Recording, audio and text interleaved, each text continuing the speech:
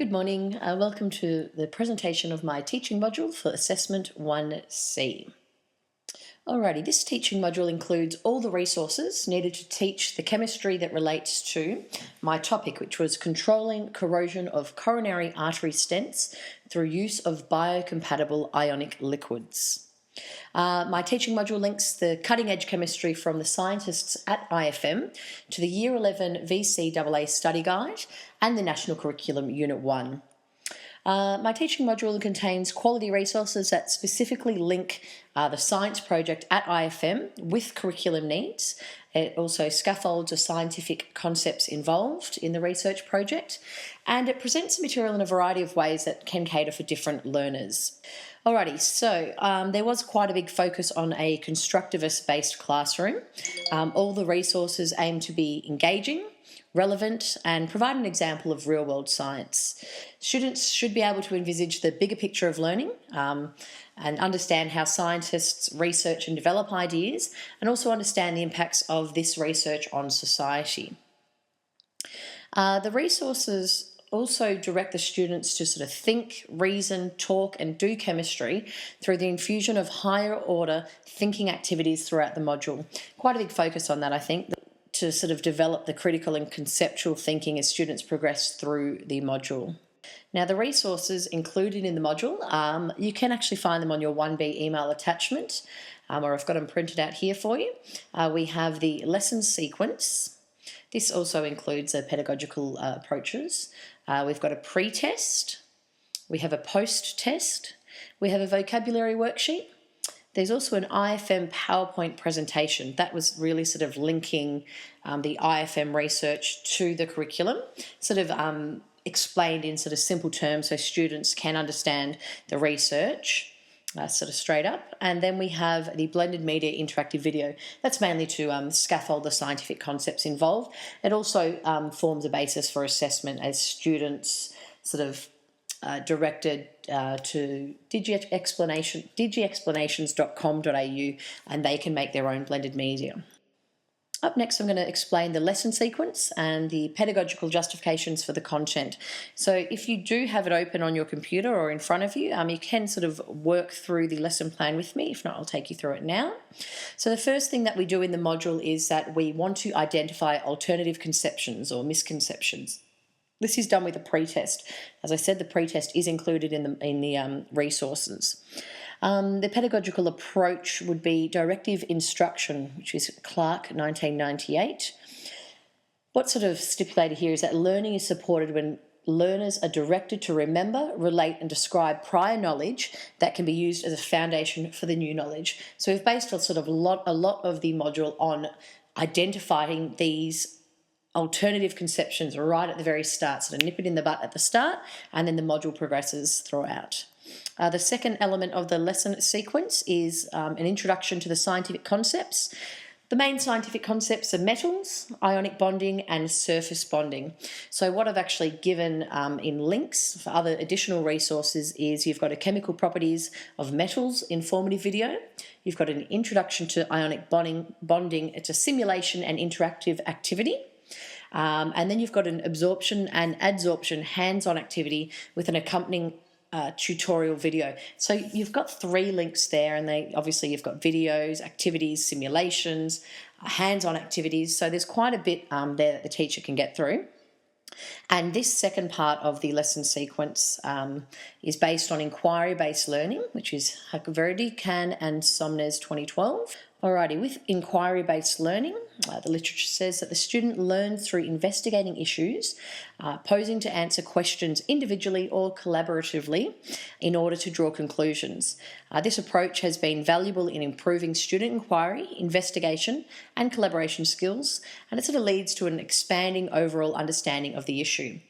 Also on the scientific concept, or point 2 here on the lesson sequence, pedagogical approach is active learning by Myers and Jones.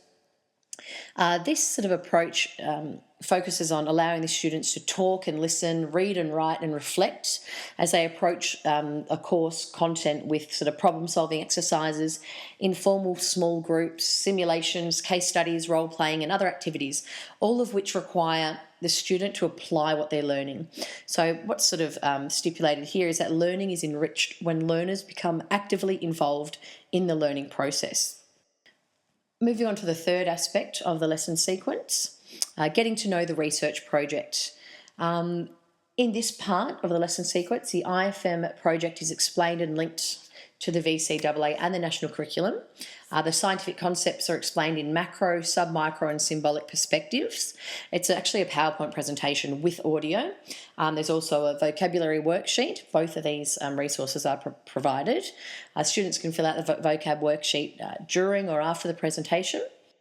The pedagogical justification for this content relating to getting to know the research project and the vocab worksheet and the PowerPoint presentation with audio is all linked to informing learners of the objective by Gagné. Student learning is enhanced when students are informed of what they need to learn, so that's probably the vocab worksheet, and that they understand why they're about to learn this new information, which is all presented in that PowerPoint. The fourth aspect of the lesson sequence is kind of the scaffolding of the scientific concepts which are specific to this IFM project. I've actually created my own blended media interactive video where the students sort of really scaffolded into understanding metals and how their physical properties give evidence to the structure. So it's really linking the science to what you're seeing in the real world. It's also got an assessment component to it, so students get to re-represent their chemical ideas in the form of blended media. And all of this is based on Gardner's multiple intelligences. That's a pedagogical justification. The assessment and the blended media incorporates a range of activities and teaching methods that can address different learners. As Gardner says, with each student learning, remembering, performing and understanding in different ways, activities and assessment tasks have to be selected to cater to each student's strengths and preferences, which is evident in the blended media. Moving on to the fifth aspect of the lesson sequence, we'd probably move into a class discussion. Obviously, class discussion is very big in a constructivist-based classroom. The focus questions are: how do scientists research and develop ideas? And how does scientific research affect society? So there's two pedagogical justifications for the content at this stage in the lesson sequence. The first is from Atkins and Blissett, which is the use of videos. Atkins and Blissett state that the use of videos makes concepts or scientific concepts appear less abstract, and the audio and visuals stimulate learning and help students to become more attentive. So in addition, students generate more interest in the lesson and participation is improved. And then obviously the use of videos and discussion is heavily based on social constructivism by Vygotsky, stating social constructivism is based on encouraging interactions between students in the classroom paired with a personal critical thinking process. Vygotsky states that building a classroom with frequent interaction is integral to developing an effective classroom. So the discussion and the video all sort of link into this Vygotsky's ideas here. And the last part of the module or lesson sequence is we want to measure the content learned throughout the module. This is done in a post-test. Now, the post-test is also included as a resource. Our pedagogical justification for this post-test is Gagné's stimulating recall of prior knowledge. Gagné states that when new information is matched with related information or topics students have learnt in the past, it strengthens the connections between what they are learning now with their previous learning, so really enhancing the learning experience. Moving on from the lesson sequence itself, I just wanted to chat to you about the common misconceptions and how they're addressed in the module. I think a very important part of the module is to make sure that the student's prior knowledge is determined or elicited very early on. So that's why we start the module with a pre-test.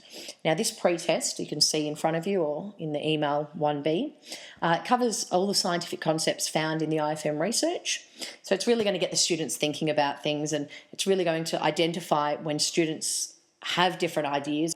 And that this prior knowledge from the pre-test then can help the teacher and the students alike really create that cognitive conflict and make sure that their views are more paralleled to scientific thinking. And just wanted to also finally talk about the flexibility of the module.